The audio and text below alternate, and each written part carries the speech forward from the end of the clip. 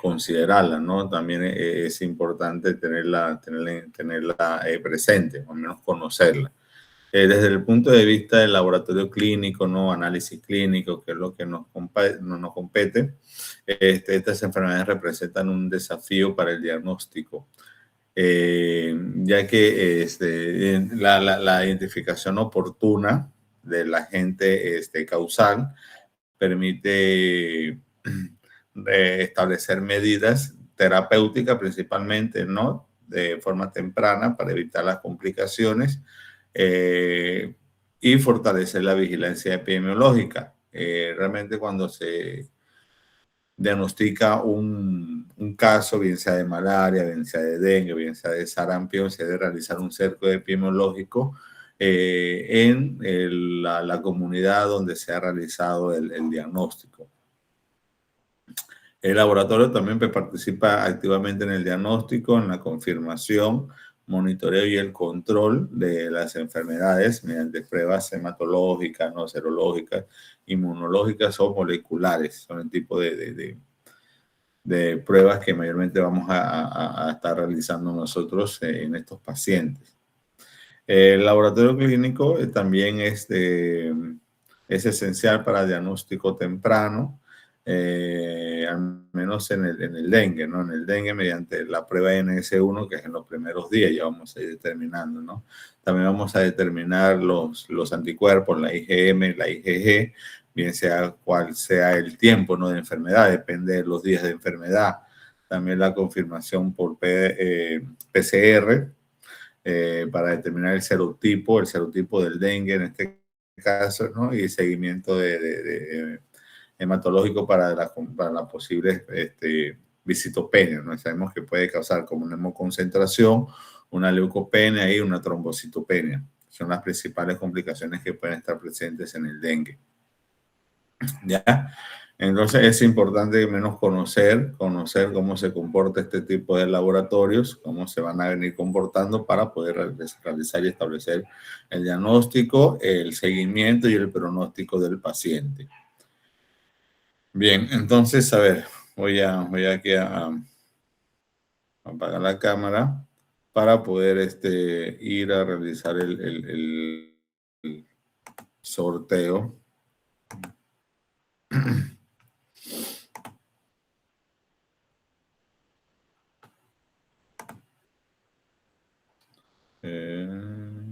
Compartir pantalla.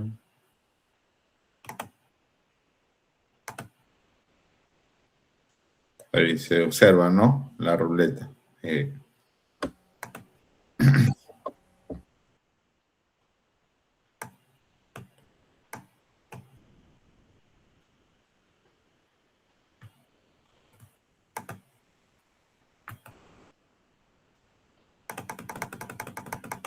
¿Por qué no puedo?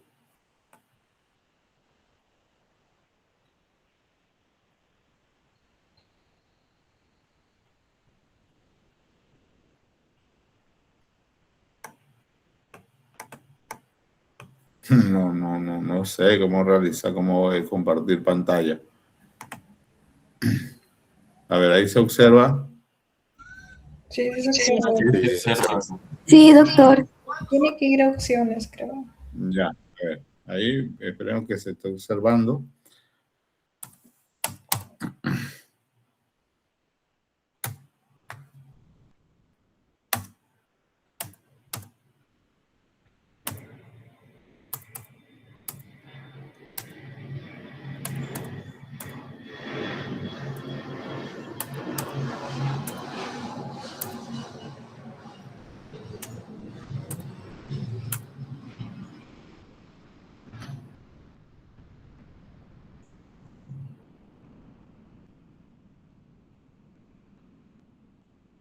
Bueno, en teoría, los grupos deben tener tanto el primer, segundo caso, ¿verdad? El primero que salga, haría entonces el primer caso. Ya, entonces, Doctor, no se ve. no. A ver, ¿quién lo puede realizar entonces? Doctor, está muy abajo, es más arribita. pero no me permite, no me permite bajar, no me permite mover. Doctor, yo lo puedo realizar sin problema. Ya, sí. Mejor. Dígame los grupos. ¿Qué grupos son? Sería AP3-1, AP3-2, AP4-1, AP4-2, AP5-1, AP5-2 y BP2-1, BP2-2. Voy a compartir algo.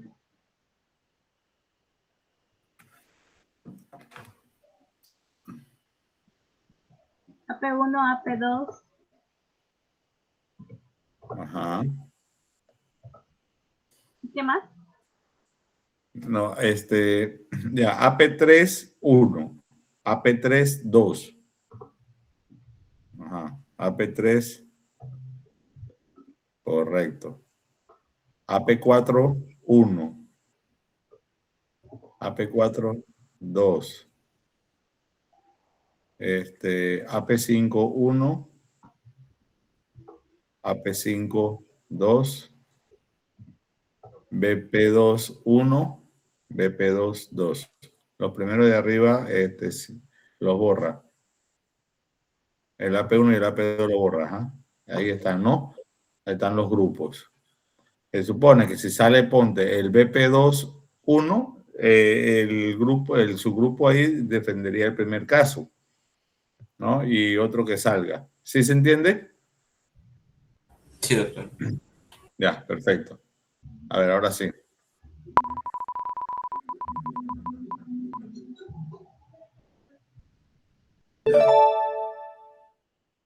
El BP2, el primer caso.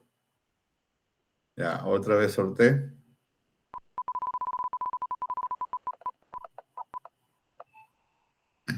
Y el AP5, ya, ahí están los dos, ¿ya?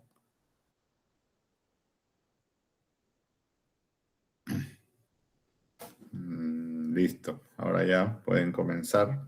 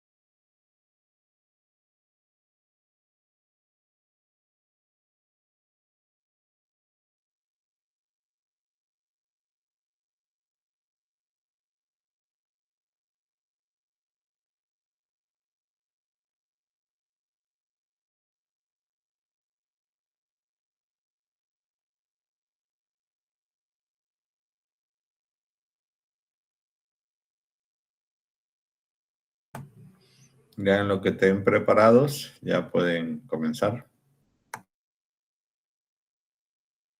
Bien, buenas noches, doctor y compañeros. Vamos a hablar sobre el caso 1. Siguiente diapositiva, por favor. Bien, ahí están ahí están los integrantes: Medina Grosso Fernando, Santa Cruz Flores Ruth, Román Jade, Quiroz Cubas y Lucía.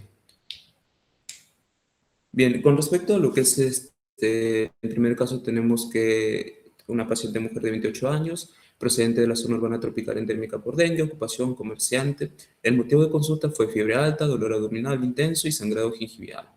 La enfermedad actual presentamos que presenta 5 días de evolución caracterizados por ¿qué? Por una fiebre de 39 a 40 grados, una cefalea intensa, un dolor retroocular, unas mialgias y artralgias, náuseas y vómitos, y en las últimas 24 horas presentó dolor abdominal continuo en hipocondrio derecho, sangrado en encías, mareos y disminución de la diuresis. En antecedentes presenta episodio previo de dengue hace 4 años, y sin otras enfermedades conocidas y no consume medicamentos de forma habitual.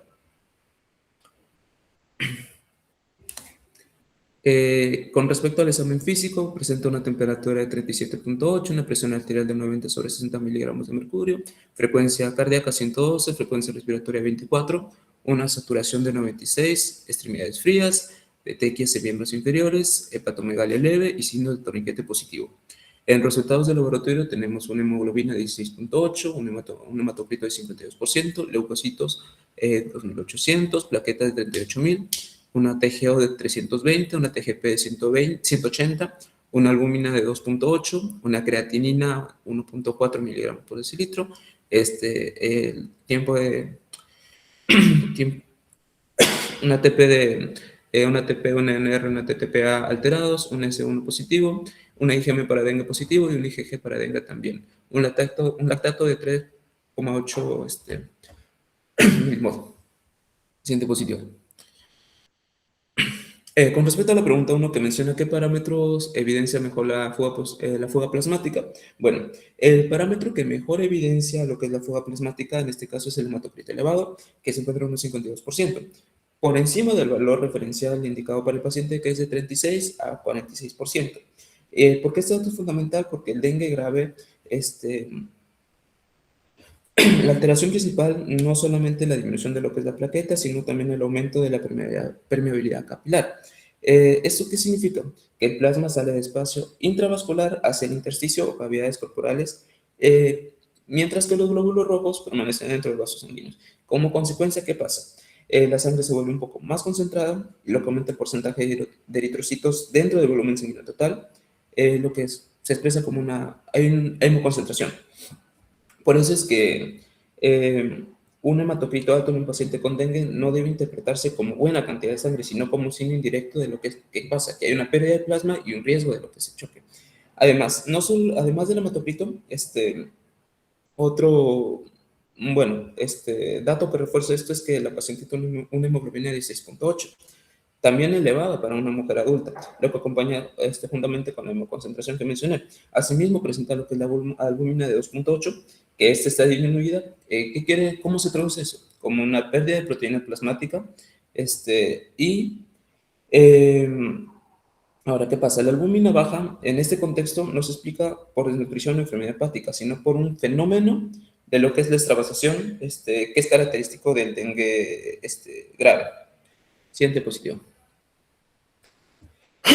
Ahora, ¿por qué el hematocrito aumenta en lugar de disminuir? El hematocrito aumenta porque, ¿qué pasa? El principal fenómeno fisiopatológico del dengue grave es la fuga del plasma, y no necesariamente una pérdida inicial de lo que es glóbulos rojos. Entonces, el hematocrito representa lo que es la proporción tanto de la sangre que ocupan los eritrocitos. Entonces, ¿qué pasa? Si el plasma disminuye por extravasación capilar, los eritrocitos quedan más concentrados. Por eso, que si bien es cierto, el paciente presenta, como se mencionó al inicio, sangrado gingival, el hematocrito no está bajo, sino elevado. Entonces, ¿qué pasa? Que esto va a permitir, ¿qué cosa? Diferenciar un sangrado leve o moderado de una pérdida plasmática. Y como mencioné en el anterior, el hematocrito está en un 52%, que es elevado, y una hemoglobina de 16%. ¿Y qué pasa? Esto se puede relacionar con ¿qué? Con la evolución de la enfermedad. ¿Por qué? Porque si bien es cierto, al inicio la paciente presenta una fiebre de 39 grados, pero al examen físico inicial, que se mencionó, presenta 37.8. Esto aparentemente es una mejoría, pero ¿qué pasa? En la fase crítica del dengue puede coincidir como una bajada de fiebre. Siguiente positivo. Y con respecto a la pregunta 3, ¿qué es la importancia clínica de la trombocitopenia? En el dengue, La disminución de plaquetas que va a reflejar la alteración de la hemostasia primaria se asocia de mayor, se asocia a un mayor riesgo de sangrado. Entonces, en este caso las plaquetas se menciona que están en 38.000, muy por debajo de lo que es el valor normal, como se puede apreciar ahí, por lo que se considera pues una trombocitopenia severa. Ahora, esto, ¿cómo se va a explicar en el paciente?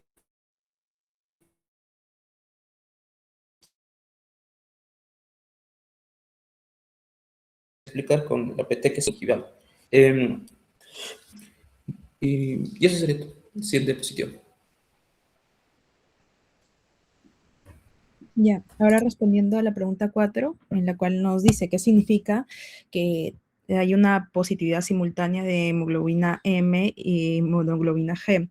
Pues hay que tener en cuenta que esta positividad simultánea para dengue indica que el paciente pues va a tener una infección actual o reciente, pero además esto sugiere que ya tuvo una exposición previa a lo que es el virus. Hay que tener en cuenta que la hemoglobina M positiva se va a asociar a todo lo que tiene que ver con infecciones agudas, o recientes, mientras que la inmunoglobulina G, en este caso, pues lo vamos a interpretar eh, que va a estar positiva porque va a indicar memoria inmunológica por ya una infección pasada o una respuesta secundaria. En este caso vemos que la interpretación es más fuerte porque también tenemos lo que se ve acá, un NS1 positivo, que va a confirmar infección activa por el dengue, ¿no? Y un antecedente claro de que hace 4 años esta paciente pues ya fue infectada. Y por lo tanto, esta combinación pues nos va a orientar que va a tener una infección actual en un paciente que estaba previamente expuesto. Y desde el punto de vista ya un poco más clínico, nosotros nos podemos deducir que pues va a ser importante porque las infecciones secundarias por dengue pueden asociarse a mayor riesgo de formas más agrevantes, ¿no? De esta patología. Esto va a ocurrir porque van a existir ya diferentes tipos de seriotipo del virus del dengue y una persona que ya tuvo dengue puede infectarse nuevamente, pero ya con otro seriotipo. Y en otros casos podemos visualizar que los anticuerpos generados por la primera infección no van a neutralizarse completamente al nuevo seriotipo y esto va a facilitar una respuesta, ¿no? Que nos va a llevar a mayores complicaciones.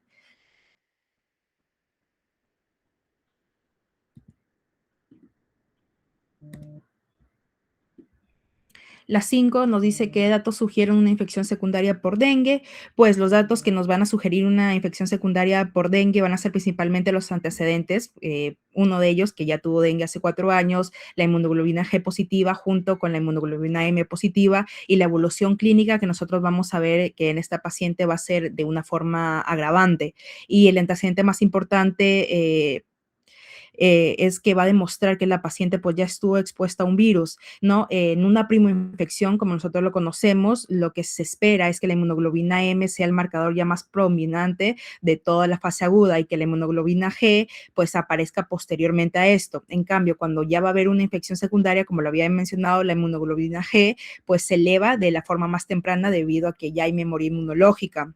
Además, podemos ver que la gravedad del cuadro va a apoyar también, porque vemos que este paciente presenta signos de alarma y datos de dengue ya grave, como el dolor abdominal continuo, los vómitos, el sangrado gingival, hipotensión, taticardia, va a tener extremidades frías, la disminución de la diuresis, el hematocrito que va a estar totalmente elevado, la albúmina baja, el lactato elevado, las alteraciones de la coagulación que nosotros podemos visualizar y no podemos decir que todas las infecciones secundarias pues van a ser graves, pero sí podemos reconocer que una infección secundaria por un seriotipo ya diferente puede aumentar el riesgo de poder contraer dengue grave.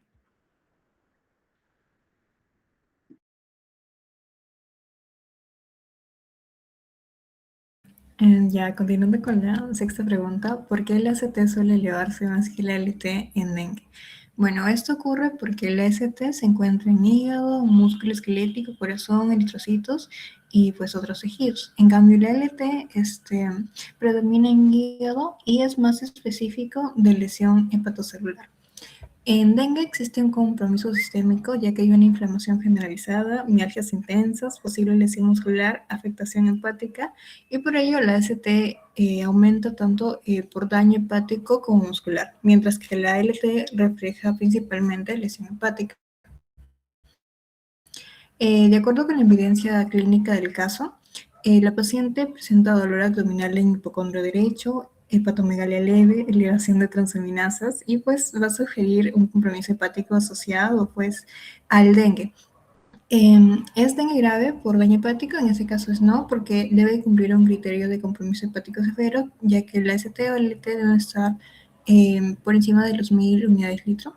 Y pues la paciente presenta una ST de 320 unidades litro y una ALT de 180.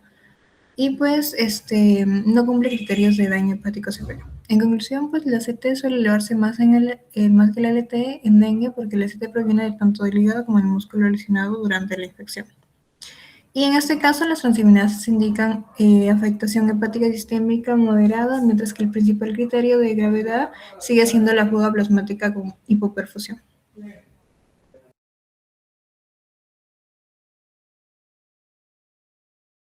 En la pregunta 7, ¿cuáles son los signos de alarma presentes en este caso? Pues sería el dolor abdominal continuo localizado en hipocondrio derecho, signo de gravedad, posible extravasación plasmática, edema vesicular, hepatomegalia o hipoperfusión visceral. También presenta náuseas y vómitos persistentes, sangrado de mucosas, que indica compromiso de mucosas y alteración de hemostática. Disminución de la diuresis, el cual va a indicar que la perfusión renal está comprometida, al igual que la hepatomegalia leve, por un aumento leve del tamaño hepático y alteraciones hematológicas como hematocrito elevado y plaquetopenia. Los signos de hipoperfusión serían extremidades frías, hipotensión, taquicardia y mareos, que van a indicar una mala perfusión celular. De acuerdo con el CDC, influye como signos de alarma el dolor abdominal, vómitos persistentes, sangrado de mucosas, letargo, inquietud, hepatomegalia y pues un aumento del hematocrito con rápido de plaquetas. Es importante mencionar que los signos de alarma aparecen en las últimas 24 horas cuando la fiebre disminuye, lo que indica transición a la fase crítica y pues el conjunto de estos signos obliga a vigilancia hospitalaria estrecha, monitoreo continuo y manejo como dengue grave. Siguiente. Ya. Ya, la pregunta 8, ¿qué utilidad tiene el seguimiento seriado del hematocrito? Recordemos que el hematocrito refleja el volumen plasmático intravascular y en dengue permite valorar si la fuga plasmática está aumentada, estabilizándose o de por sí está resolviéndose. O sea, no basta un solo hematocrito elevado, la tendencia, es decir, el seriado, es clave para decidir el manejo. Además, si el hematocrito aumenta progresivamente y el paciente presenta taquicardia, hipotensión, extremidades frías o liguria, significa que la fuga plasmática continua y que el volumen intravascular está disminuido.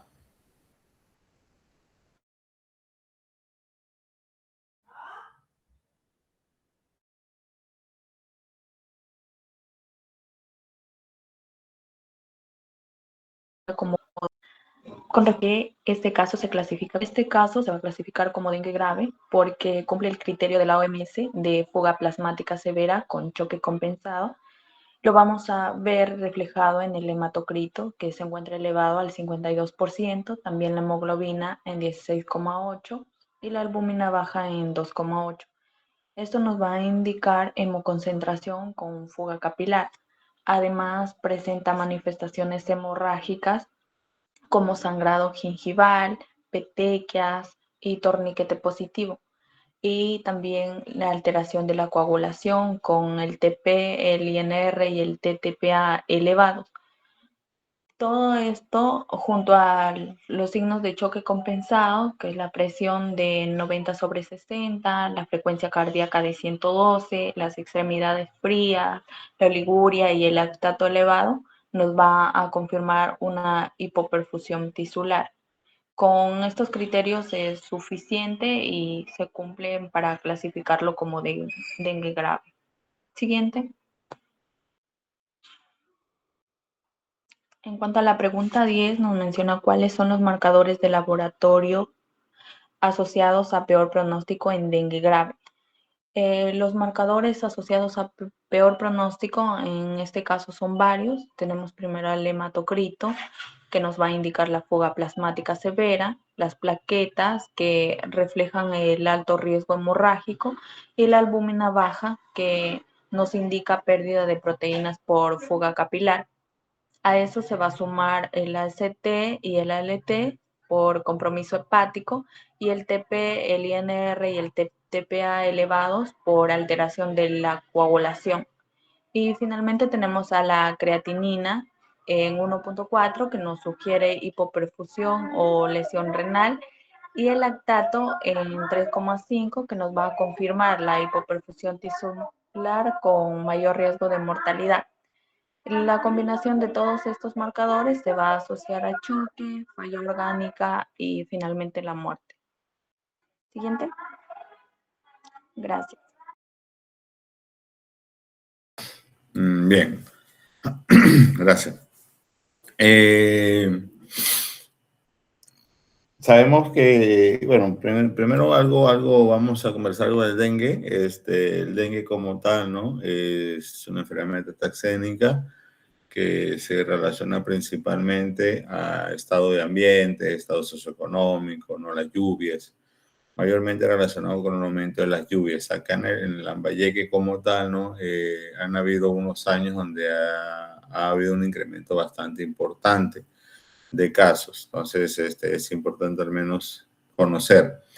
A ver, primero la clasificación. Sabemos que el dengue se clasifica en dengue sin signo de alarma, dengue con signo de alarma y dengue grave. Ya son tres clasificaciones. Dengue sin signo de alarma, con signos de alarma y dengue grave. Ya. ¿Cuáles son los signos de alarma? Principalmente, bueno, el dengue clásico sabemos que es el que cursa con fiebre, cefalea, artralgias, mialgias, dolor retrocular. Ese es el dengue clásico.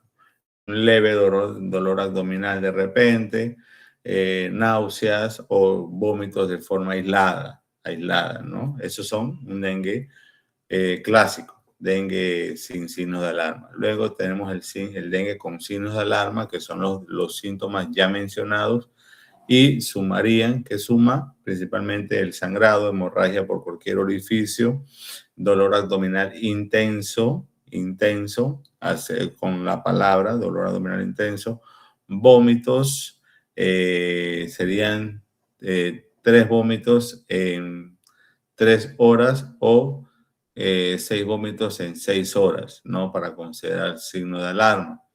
El dolor abdominal intenso, ¿no? La hepatomegalia, eso es principal, y el sangrado, ¿no? Y dengue grave ya cuando hay compromiso también de órganos diana, como es el caso, ¿no? Entonces, prácticamente así se clasifica el dengue. Tiene 3 estadios, ¿no? La fase febril, la fase crítica y la fase de convalescencia. Bien. Eso de forma general, ¿no? Ahora, ¿cuál es el examen de elección para realizar el diagnóstico? A ver, ¿quién levanta la mano y me dice cuál es el examen en la fase más aguda, el primer examen que vamos a realizar?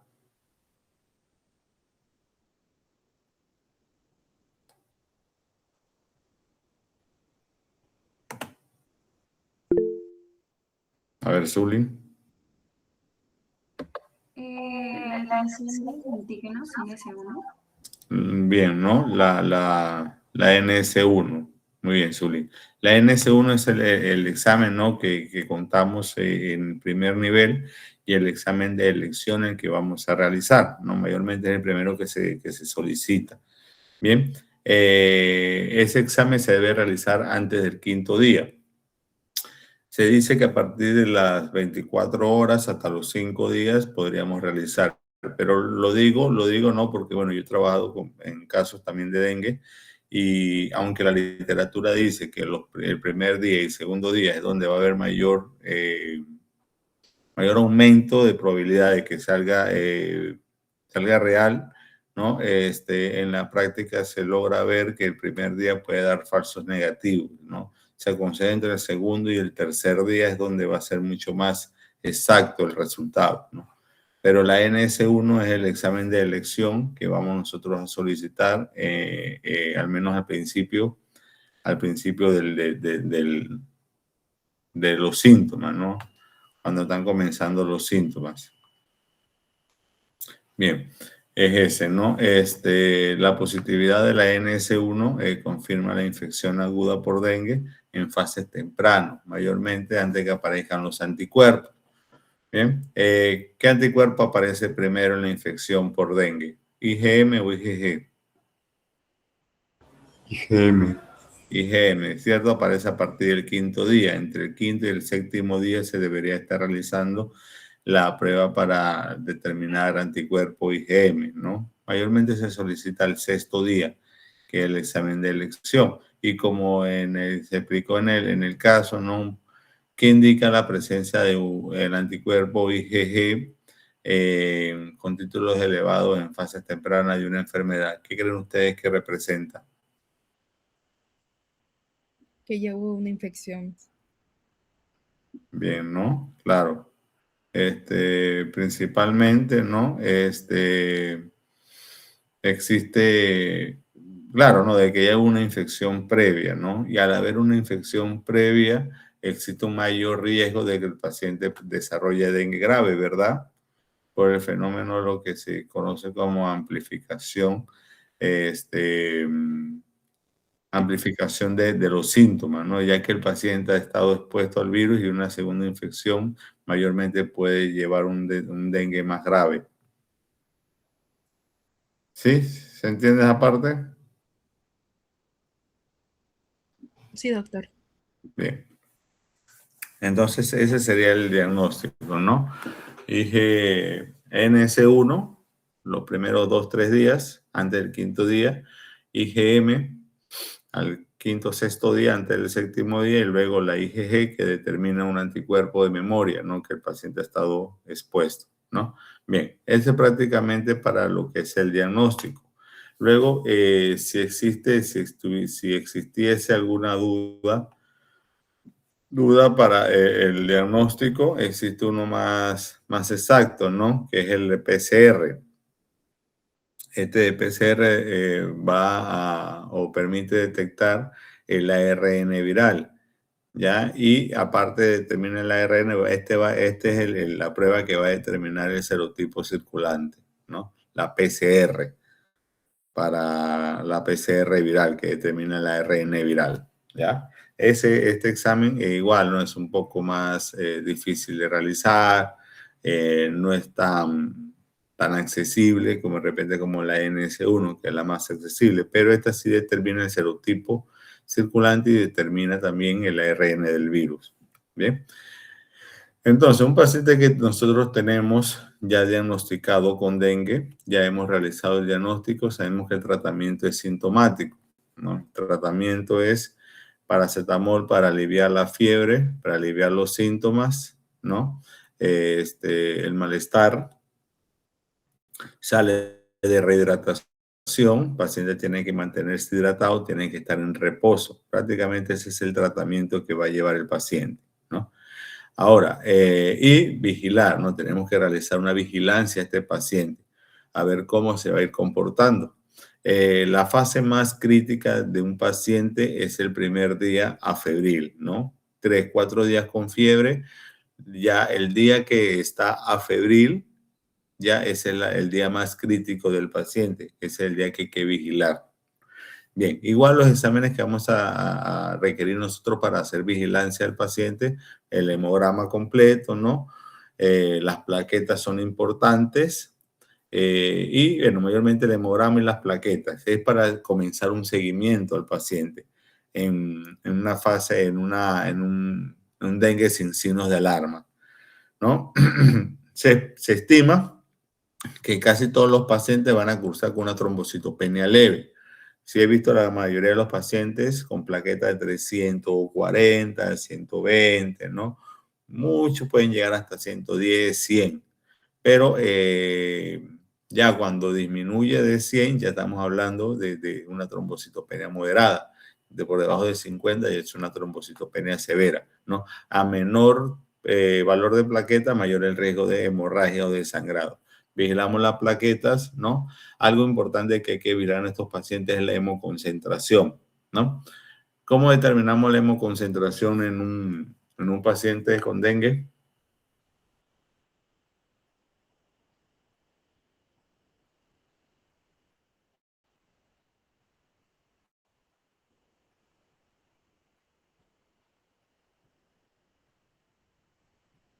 ¿Cómo cree que determinaríamos nosotros una hemoconcentración?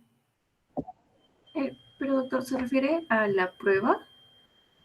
Claro, claro. ¿Cómo se determina que hay hemoconcentración?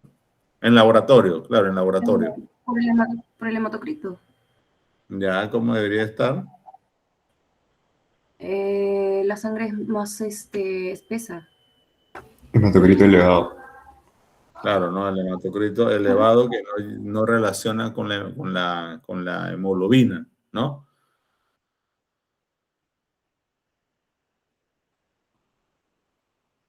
Cuando nosotros sacamos hemoglobina, recuerden que sacábamos hematocrito por 0,32 para dar la hemoglobina, ¿no?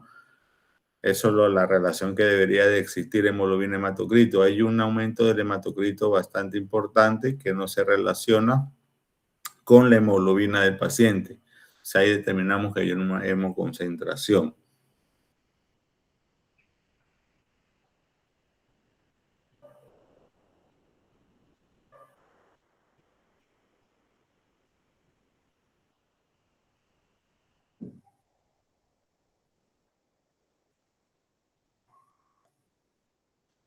Sí, igual vigilar las plaquetas, vigilar la hemoconcentración, los leucocitos mayormente van a ser leucopenia, función hepático, como dice el caso, también es importante vigilarlo, ¿no?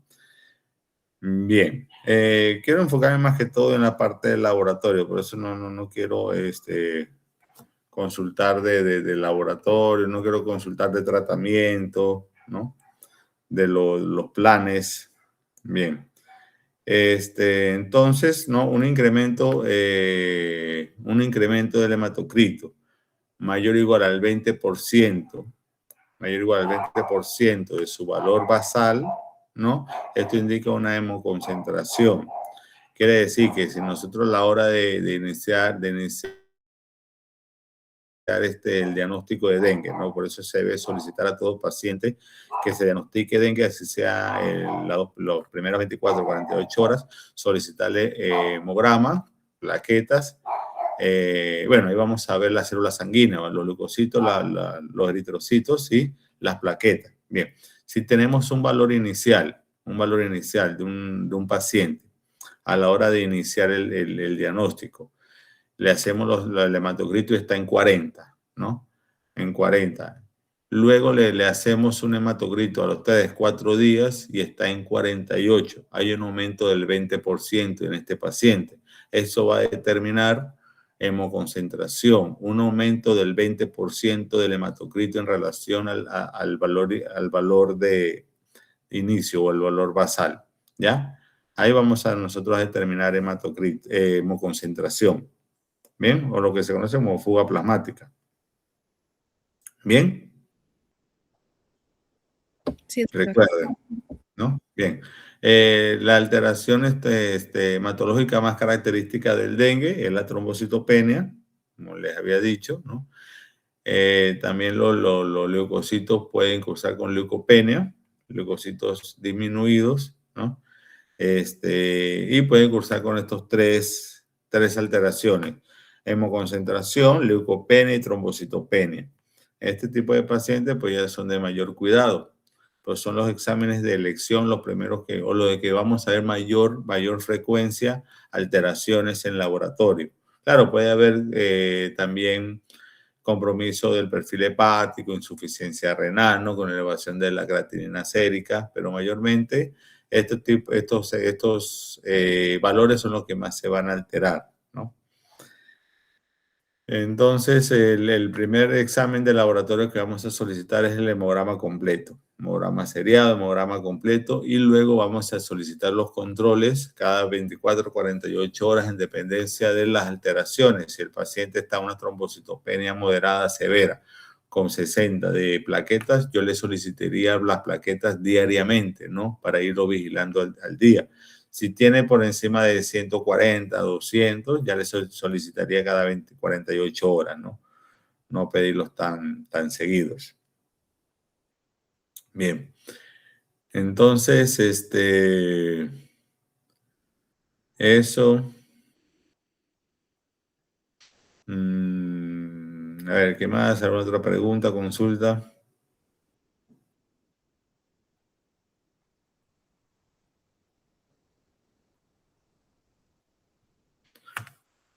el lactato deshidrogenasa o el lactato sérico, ¿por qué se eleva en estos pacientes? A ver, lo han explicado.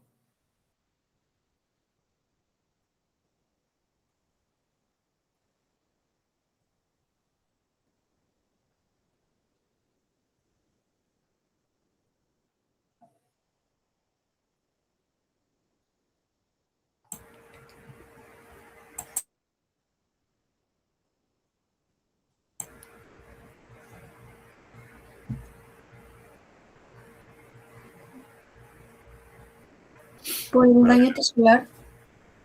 Ya, muy bien, claro, ¿no? Hay daño tisular y va a aumentar el lactato. Muy bien.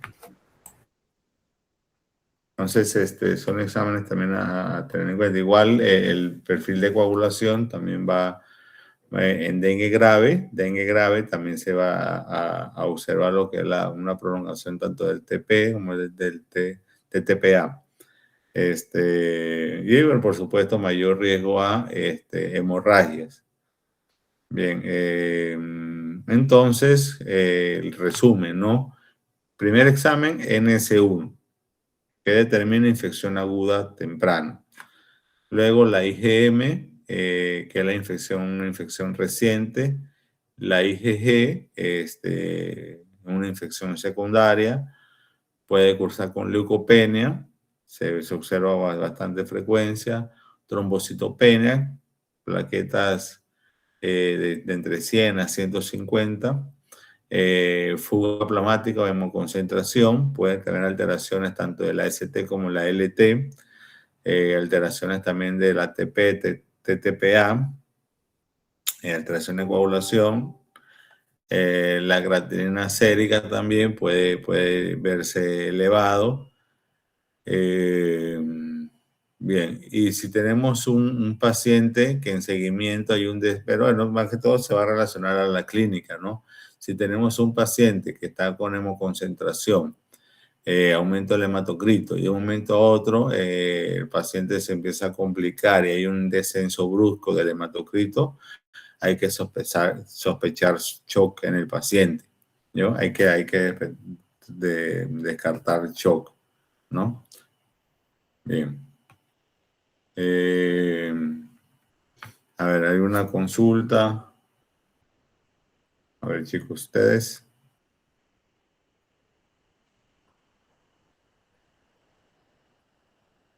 Doctor, una pregunta.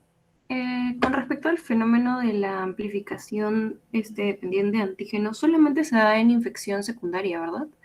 Sí, Ok. sí, mayormente infección secundaria. Ujú. Bien, Zuli, gracias. Bien, entonces ya vamos a ir entonces ya con el segundo caso. Van presentando el segundo caso, chicos.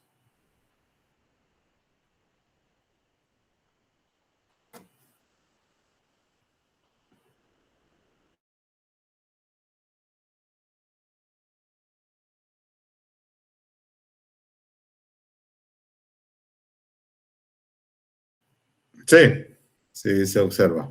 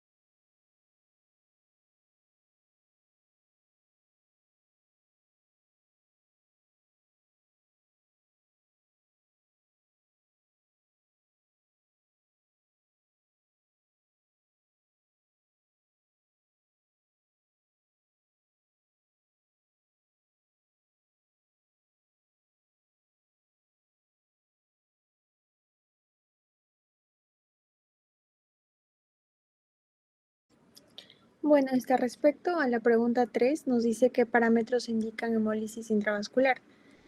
La hemoglobina disminuida es una de ellas, ya que tiene 8.2 y va a evidenciar anemia por destrucción de eritrocitos. También el hematocrito disminuido, que es 25%, y va a confirmar la anemia hemolítica. También está la LDH elevada de 980, en el cual el lactato deshidrogenasa va a liberar al plasma cuando los eritrocitos se van a destruir. Este es un marcador importante de hemólisis.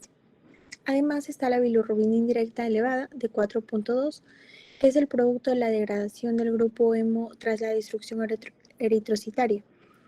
Y por último, la ictericia clínica, ya que la piel y las escleras están amarillentas. Esa es la manifestación de la hemólisis y del aumento de la bilirrubina. La combinación de la anemia, la hemoglobina y el hematocrito bajo, la LDH elevada y la ictericia van a indicar una hemólisis intravascular significativa causada por la ruptura de los eritrocitos parasitarios por Plasmodium falciparum. La siguiente. La pregunta 4, ¿cuál es la explicación de la hiperbilirrubinemia indirecta? Bueno, esta se explica por la destrucción masiva de eritrocitos producida por el Plasmodium falciparum. El mecanismo viene a ser cuando el parásito va a invadir los glóbulos rojos y se va a multiplicar dentro de ellos. Al complementar su ciclo, estos van a romper los eritrocitos parasitados. Y la hemoglobina liberada se va a degradar y el grupo hemo se va a transformar en bilirrubina no conjugada, o sea, indirecta. Y la cantidad producida va a superar la capacidad del hígado para captarla y conjugarla. Y como consecuencia, esta va a aumentar la concentración sérica de la bilirrubina indirecta, que es 4.2, y va a producir una ictericia. Además, en la malaria, Plasmodium falciparum también puede destruirse eritrocitos no parasitados y puede existir cierto grado de disfunción hepática. Esto va a contribuir al aumento de la bilirrubina. Y la hiperbilirrubinemia indirecta se debe a una hemólisis intensa causada por Plasmodium falciparum, que va a generar una producción excesiva de bilirrubina no conjugada proveniente de la degradación de la hemoglobina. La siguiente pregunta nos dice, ¿qué importancia tiene cuantificar la parasitemia? La parasitemia es el porcentaje de infectados por Plasmodium. En este caso es 8%, lo que significa que aproximadamente 8 de cada 100 eritrocitos están parasitados.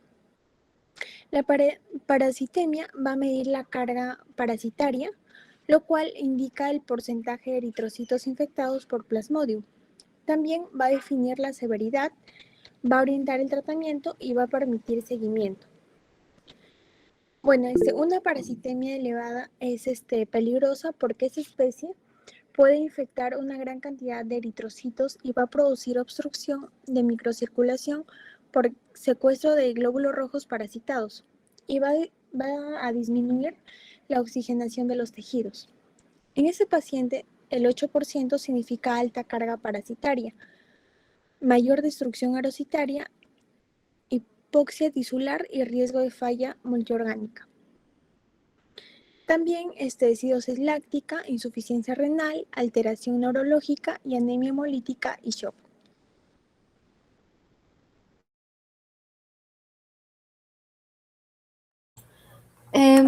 Continuando con la exposición, en la pregunta 6 nos dice por qué este caso se clasifica como una malaria grave.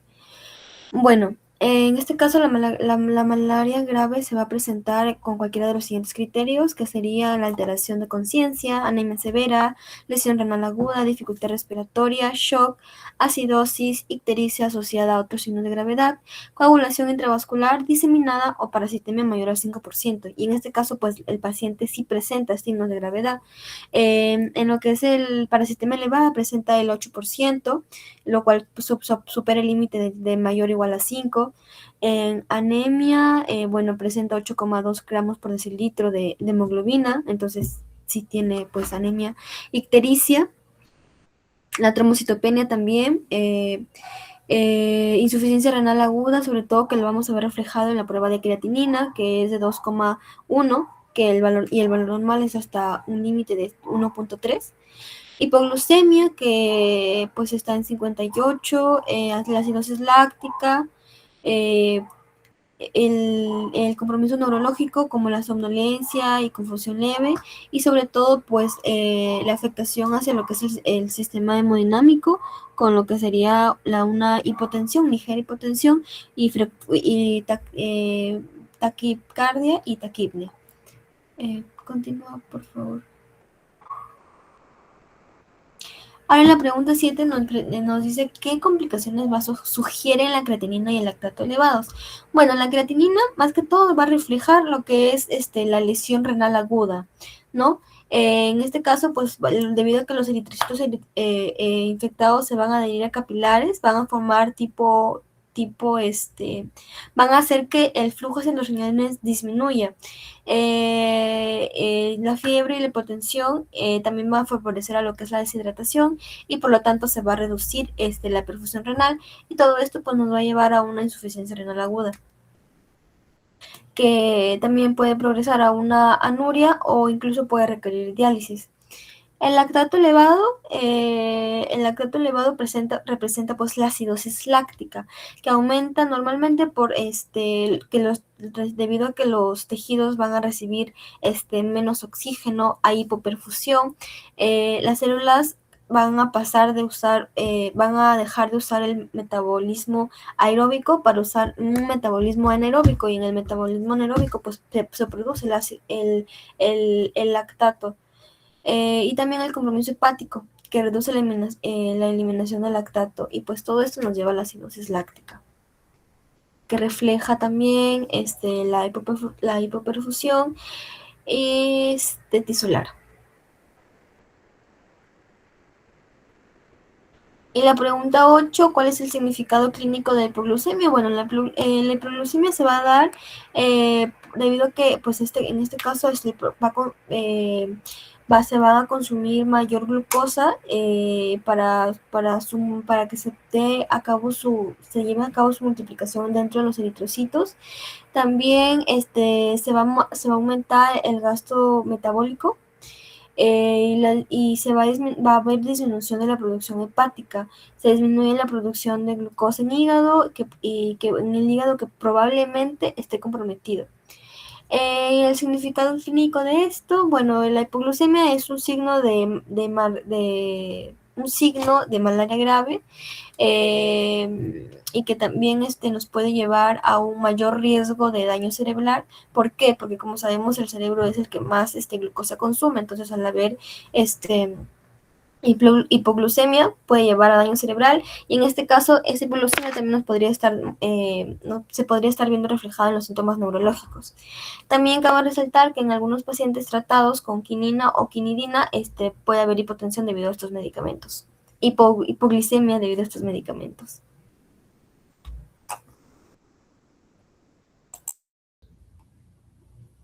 Bueno, en lo que es la pregunta 9, ¿qué diferencias laboratoriales permiten distinguir dengue grave de malaria grave?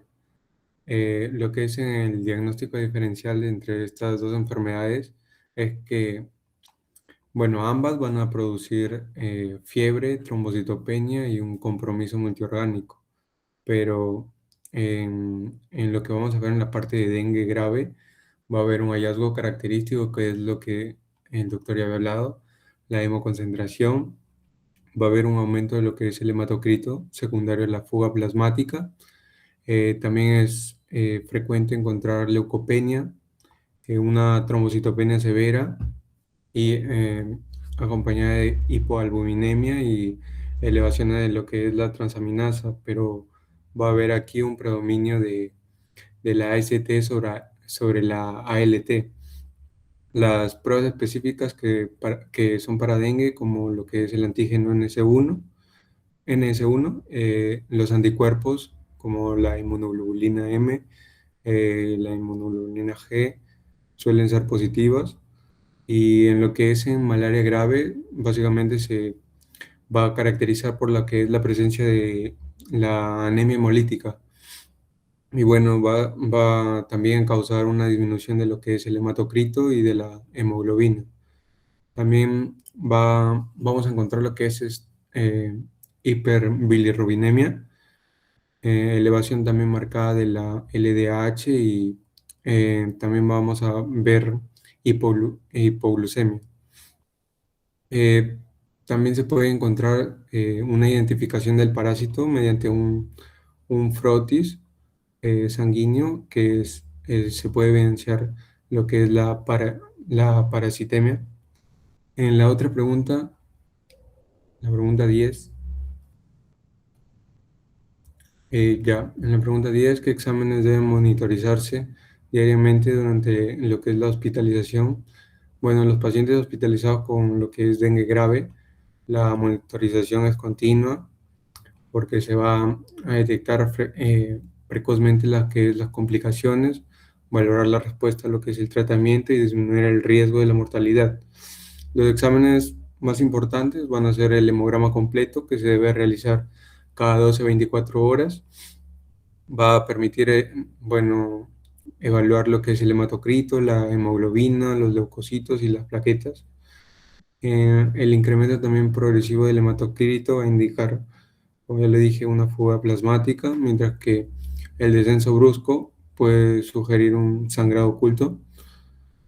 También se debe monitorizar lo que es la función renal y los electrolitos séricos, la función hepática, como la AST y la LT, las bilirrubinas y las albúminas.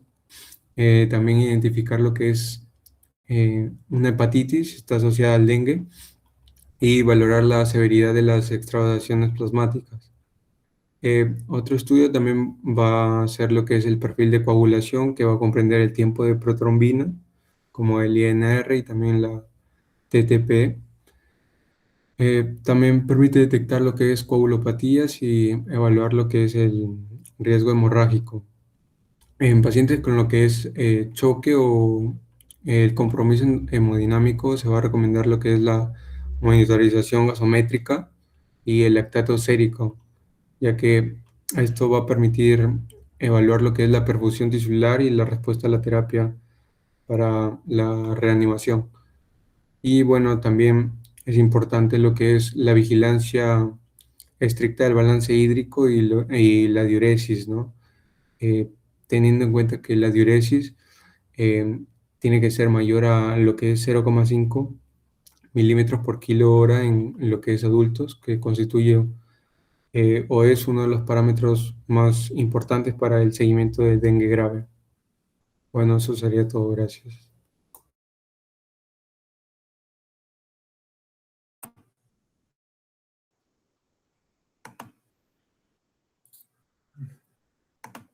Bien. A ver, chicos, preguntas, consultas, vamos a ver. ¿Alguna consulta?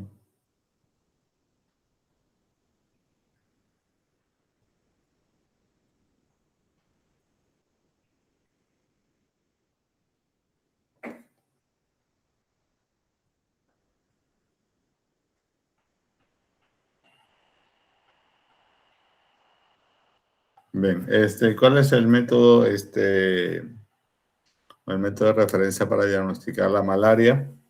¿Cuál sería?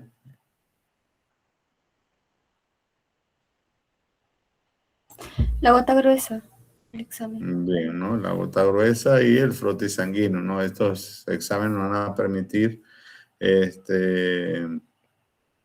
detectar la especie, ¿no? La especie de Plasmodium y cuantificar también la parasitemia. Sabiendo, ¿no? que la especie más frecuente aquí en el Perú es Plasmodium vivax, que es el responsable de la mayoría de los casos, bueno, principalmente aquí en la selva, ¿no? En la Amazonía de acá del Perú. Y la más frecuente, el Plasmodium vivax. ¿Y cuál es la que se asocia a mayor gravedad y mortalidad? El Plasmodium falciparum. ese es el que se asocia a mayor gravedad y por siguiente complicaciones. Bien, entonces, la prueba molecular que tiene mayor sensibilidad para detectar malaria también es la PCR, ya la PCR, porque la gota gruesa o el froti van a ser positivos o en parasitemias graves, cuando hay un aumento en la parasitemia. En parasitemias leves o que hay poca parasitemia, pueden salir falsos negativos. Bien, en cuanto a la PCR, puede detectar parasitemias bajas también y diferenciar también la especie de plasmodio. Entonces, mucho más específicas, la PCR, ¿ya? Es la prueba molecular que permite también diagnosticar en parasitemias bajas y también va a determinar la especie del plasmodio. Bien, igual la alteración hematológica más frecuente en la malaria va a ser la anemia. ¿Por qué? Pues resulta principalmente la destrucción de eritrocitos, ¿no? Por los, bueno, por la acción del plasmodio. También va a cursar con plaquetopenia, trombocitopenia. Es un hallazgo bastante frecuente y puede servir también como indicador de sospecha diagnóstica, principalmente teniendo el nexo epidemiológico, ¿no? A la hora de realizar nosotros el frotis sanguíneo, ¿no? El frotis, para poder realizar la evaluación, la observación al microscopio, ¿qué es lo que vamos a observar? A ver.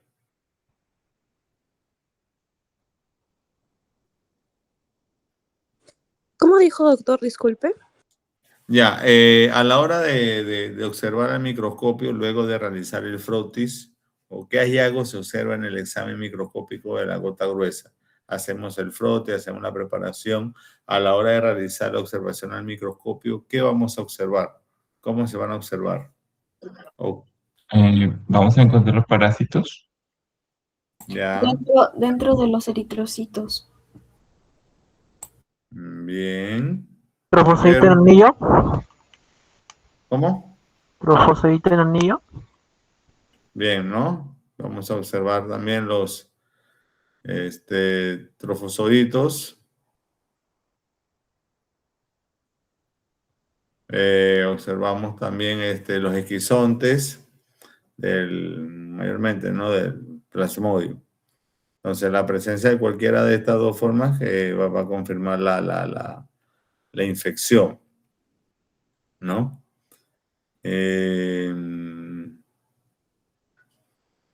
A nivel hepático, ¿qué alteración bioquímica puede presentarse?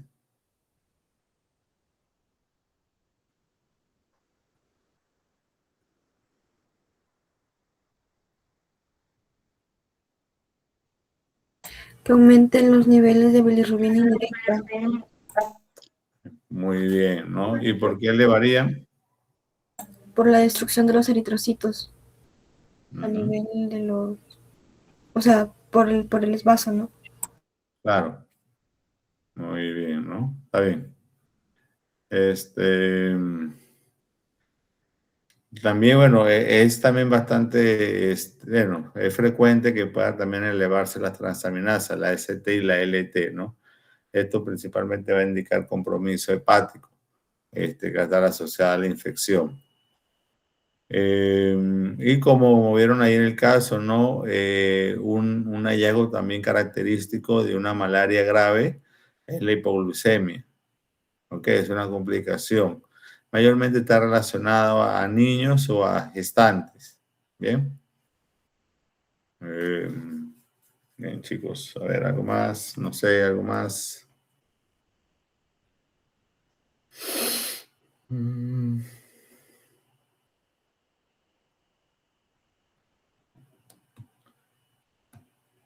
Bien, creo que lo dejamos hasta acá, ¿ya? Lo dejamos acá. A ver, Williams. Profesor, en tanto al gota gruesa, ¿qué otros diagnósticos diferenciales podría darnos? Como para a la hora del diagnóstico, o sea, que se realice gota gruesa y también podamos observar los tipos de parásitos para diagnosticar. ¿Eso? Sí.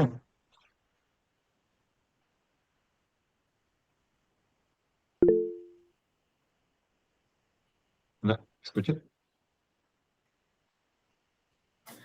Ya, no lo entiendo bien. ¿Cómo dice? O sea, porque nos dice que también el PCR vendría a ser específico, ¿no? En Claro, este más caso, específico. Pero recuerde que la gota gruesa, más que todo, va a determinar en parasitemias altas, ¿no? Bueno, principalmente no va a determinar el tipo de plasmodium, ¿no? La especie de plasmodium, determina solamente la parasitemia. Claro, ahí fácilmente podríamos nosotros tener el Plasmodium falciparum, vivas, malariae, o el oval, y aún no tener bien determinado cuál es la especie. A ver, Zulin. Entonces, este tipo de pacientes también se genera acidosis metabólica, ¿no? Más que nada en malaria grave. Claro, puede presentarse, por supuesto, pero relacionado con la hipoglicemia, decías, más o menos. ¿Cómo? Digo, cetoacidosis relacionada a la hipoglicemia. Más relacionada a la excesa producción de ácidos, como comentaron del lactato. Claro, sí, por supuesto. Ah, ok. Bien, sí. No, sí, se puede presentarse la acidosis. Bien, a ver.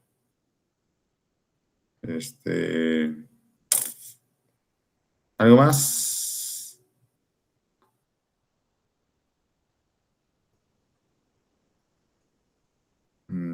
Ya, chicos, entonces lo damos acá. Nos veríamos Dios mediante entonces, ya la otra semana. Esperemos ya ahí si sea presencial.